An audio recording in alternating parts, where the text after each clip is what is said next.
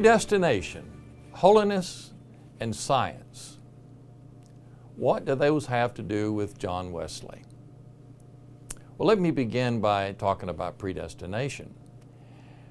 Wesley's very close friend and colleague was George Whitefield. George Whitefield was a strong advocate of predestination in the absolute sense.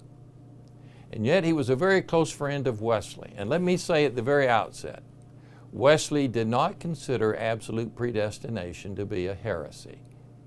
He just thought it was a bad opinion, and it had bad consequences from a pastoral standpoint. And so he was very much intending to refute it. He also, and I might say it was a misunderstanding on Wesley's part, he also thought that George Whitefield was not really all that important to Whitefield, which is really not true. It's just that when Whitefield and Wesley preached together, Whitefield didn't preach on it. But when Wesley wasn't around, Whitefield preached on it. That is why when Wesley preached the memorial service for Whitefield in 1770, Wesley mentioned that the thing that really characterizes his compatibility with Whitefield was their emphasis on holiness, and that the whole idea of predestination is not really all of that an important concept. And that upset Whitefield's supporters because they really knew otherwise, but Wesley was mistaken on that. But Wesley was very convinced of the providence of God and God's activity in the world, and he certainly agreed with Whitefield and the Calvinists that God had absolute omniscience. And of course the question arises is, how can God have absolute omniscience if at the same time we talk about that we have true freedom, that we have the power of contrary choice? And this is where science becomes important. But before I tell you about science and the connection there with predestination, let me tell you just a little bit more about Wesley's background. Wesley was a High Anglican, and High Anglicans were Arminians. High Anglicans were those who espoused the theology of Thomas Cranmer. Whitefield was a Low Anglican, not a High Anglican. And as a Low Anglican, he was influenced by the Puritan theology, which emphasized absolute predestination. And of course what Whitefield did in his influence on Wesley, he influenced Wesley to adopt low church, Low Anglican methods of worship. And so Wesley's theology was high church theology, and his method was really low church methods. And so there was a great deal of compatibility between Wesley and the Calvinists, because they also emphasized the importance of the assurance of salvation and the importance of justifying faith. That is the thing that bonded together the Methodists, both Wesley and Wesley's connection and also in the Calvinist connection. They all emphasized the importance of having a personal assurance of one's relationship to Jesus Christ. But the Calvinists, and I might say in Wesley's day, they were really the more hyper-Calvinist. And Wesley was concerned about what he called the antinomian implications of Calvinism. Antinomianism means against the law. That you're against the law. We live under grace, so it doesn't matter what the law says. We can't live up to the law. We can't perform the law. Don't even worry about doing the law. We live under grace, and therefore you can do anything you want to, and you still, if you're one of the elect, you are the elect. Wesley was deeply concerned about that antinomian implication, and he determined to do something about it.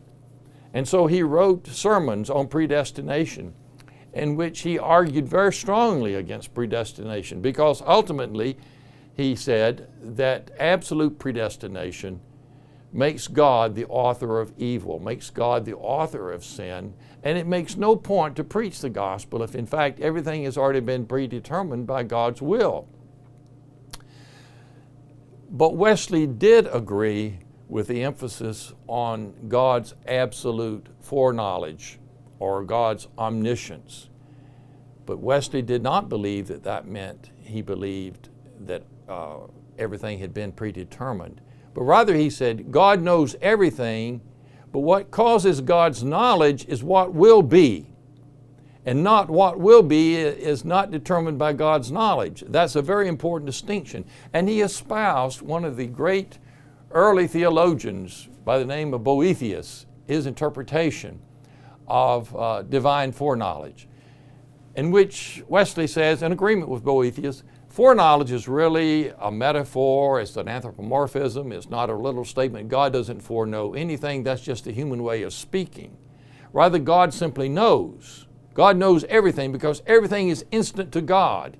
Even our future, which is still future, is nonetheless present to God because God is transcended.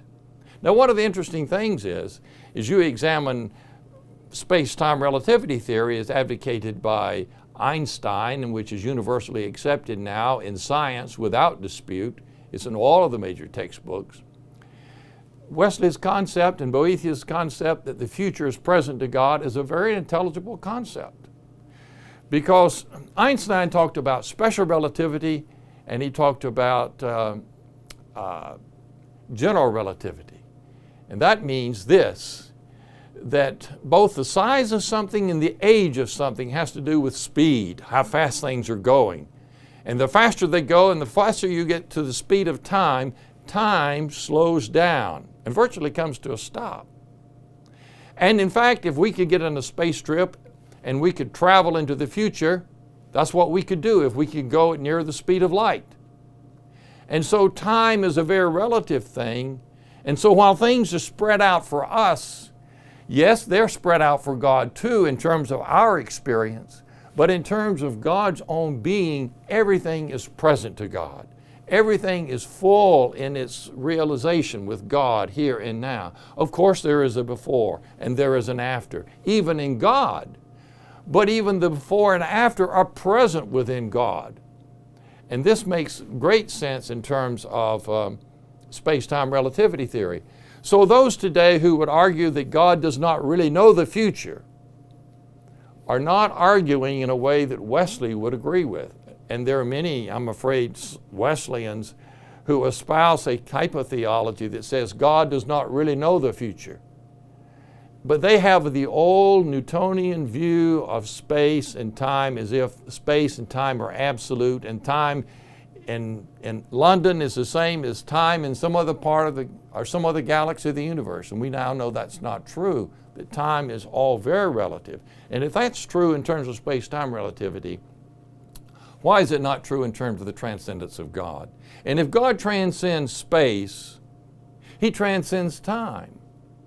Because, as evidenced and testified to really by space-time relativity theory, space and time are not two separate entities. They're two aspects, they're like two interwoven pieces of a fabric. They are together. So wherever you have this space, you've got time. Where you've got time, you've got space. And if God transcends space, He transcends time. And space-time are present to God, and therefore God knows our future. But what God knows of our future is caused by what our future will be. And that must be kept in mind. Otherwise, you get back into the old doctrine of absolute predestination, in which then the preaching of the gospel doesn't make a whole lot of sense if it's all been predetermined. This is where Wesley so much disagreed with St. Augustine and agreed with Boethius. St. Augustine said God is timeless. Boethius and Wesley says no, time is real to God, and yet God transcends it. And therefore, we are responsible persons. We have decisions that we have to make, and God does not predetermine those decisions. The Apostle Paul says, those whom He foreknew, He also did predestinate to conform to the image of His Son. And that's the key.